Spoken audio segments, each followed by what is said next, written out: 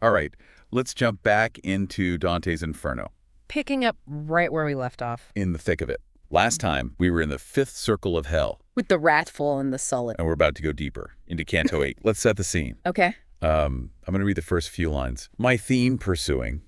I relate that ere we reached the lofty turret's base, our eyes its height ascended, where two cressets hung we marked, and from afar another light returned the signal, so remote that scarce the eye could catch its beam.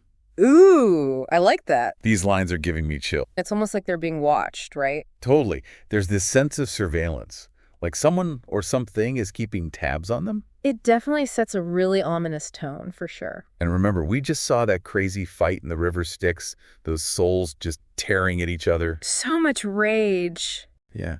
So going into Canto 8, there's already a feeling of danger, like something bad is about to happen. Uneasy feeling just intensifies, especially when Dante and Virgil find themselves at the edge of the Styx. Right, they need to get to the other side, to the city of Dis. But they can't just swim across, can they? Nope, they need a ferryman. And not just any ferryman, right? Oh no, this is Dante, so it has to be someone memorable Someone with a story. and a bad temper. Enter Phlegyas. The infamous Phlegyas. Not exactly known for his patience. Understatement of the century. But before we get into his delightful personality, let's talk about who he is. Right, we gotta give some context here. So Phlegyas comes from Greek mythology. A king, a little bit hot-headed. Just a tad. He even burned down a temple dedicated to Apollo. Talk about holding a grudge. Right. So now he's stuck ferrying souls across the River Styx for all eternity. Talk about irony.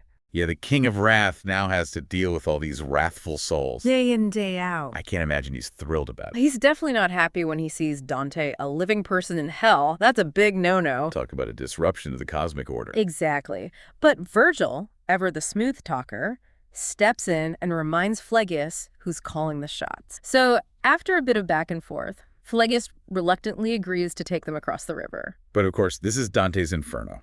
A peaceful boat ride. Not a chance. Things are about to get messy. Literally. So picture this. Okay, I'm visualizing. They're in the middle of this dark, murky river, surrounded by all these tormented souls, when suddenly a figure rises up out of the mud. Oh, that's got to be pleasant. Not at all. Covered in slime, it's Filippo Argenti. And who might this lovely gentleman be? Well, he was a citizen of Florence. Hometown rival. Yeah, and apparently Dante really disliked him. As soon as Dante sees him, he just lets loose. Like, loses it? Completely. Insults, curses, you name it.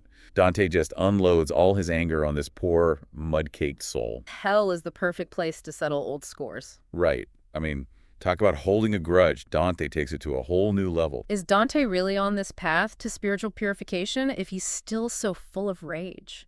It's a good question. And I think that's what makes the Inferno so fascinating. It doesn't shy away from the messiness of human nature, even or maybe especially in someone who's supposed to be righteous. It definitely challenges our expectations, makes us question everything. So, after leaving Argenti to stew in his muddy misery, they finally reach the other side. The gates of the city of Dis. Uh-oh, here we go. And things are about to get even more intense.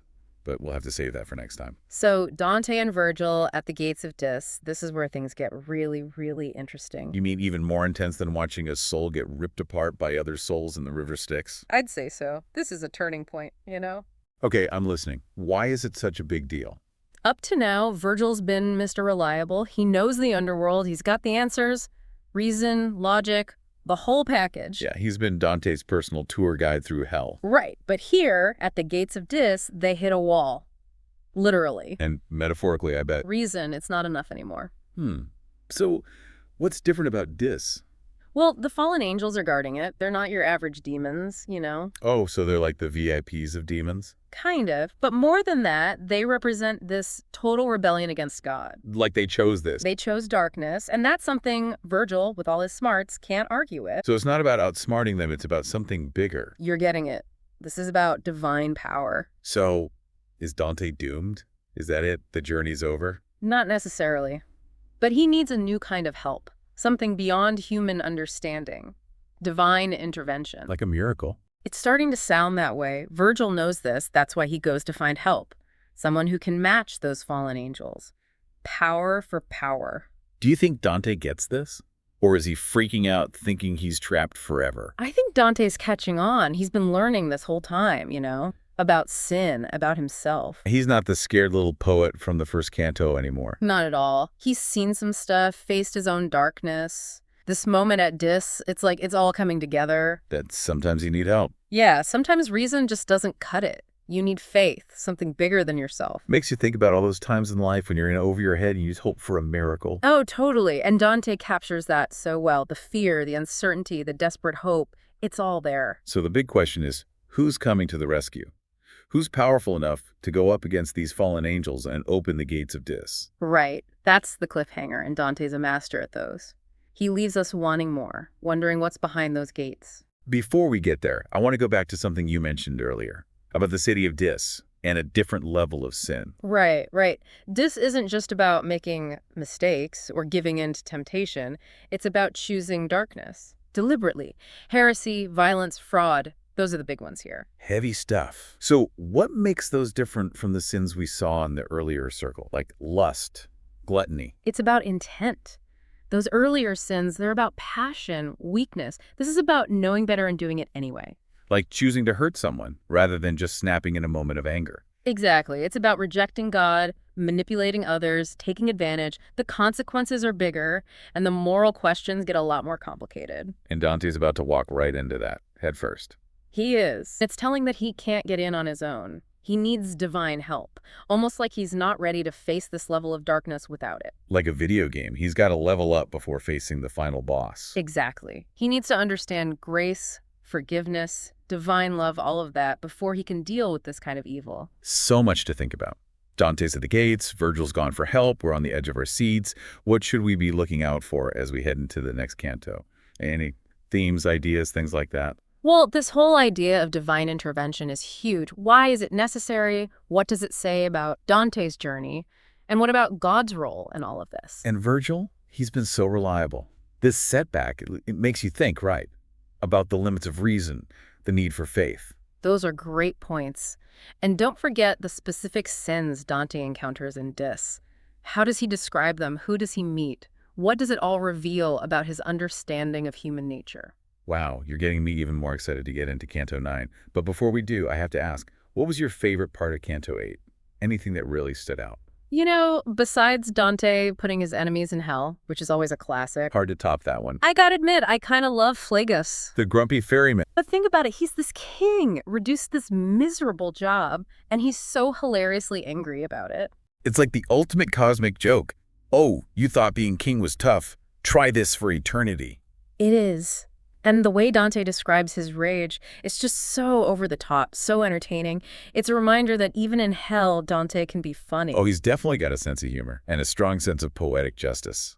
Speaking of poetic justice, I think we're in for a surprise when we meet the soul who comes to Dante's rescue. Let's just say, divine intervention takes a rather unexpected form in Canto 9. Oh, now I can't wait. But before we get to Canto 9, I want to zoom out for a sec. Think big picture. Okay, yeah, good idea. What is this whole Dis thing? What does it tell us about Dante's journey? His whole purpose here? That's a big one. I think this is like a turning point for Dante. Okay, how so? Well, remember, he started lost, confused, stuck in that dark wood. Not exactly a happy camper. Not at all. But as he goes through hell, he starts to understand things. Sin, the consequences. And he sees his own flaws, starts to get the whole grace thing. And then Dis, it's like he hits a wall. Exactly. He can't just think his way out of this one. It's not enough. Nope. Dis demands something deeper. Faith, humility, knowing your limits. It's about Dante himself. Is he ready to face this level of darkness? Like a test. He's got a pass to move on. I like that. A spiritual test. Even Virgil, Mr. Knows Everything. Even he needs help. It makes you think, doesn't it? Those times when you're overwhelmed, hoping for a miracle. Totally. And Dante gets that. The fear, the uncertainty, the hope. He nails it. I wonder, is Dante freaking out here? Is he having, like, a crisis of faith? Maybe. I mean, he's seeing a lot, learning a lot, questioning everything, probably. This isn't just a sightseeing tour. It's a transformation. He's wrestling with stuff, figuring things out, his place in the universe. Therapy with Virgil and a bunch of damn soul. Something like that. And that's what makes the Inferno so great, I think. What do you mean? It's not just about hell. It's about self-discovery, facing your demons, finding meaning in the mess. It's intense. But even in all this darkness, Dante's going to see some good, too. Courage, compassion. Really? He'll meet souls who, even though they messed up, they still have some humanity left. So even in hell, there's still hope. I think so. And those encounters, they'll help Dante understand things better. Sin, redemption, justice, it's complicated. So as we wrap up this deep dive, what's the one thing you want listeners to take away? That spiritual growth, it's a journey. It's tough. There are setbacks. Even Dante needs help. He needs guidance, forgiveness, and sometimes, yeah, a miracle. And maybe, even in the worst of it, there's still hope. Exactly. The Inferno isn't just about hell. It's about understanding, forgiveness, and ultimately, love. That's a great way to put it. Thanks for joining us on this journey through Dante's Inferno. Until next time.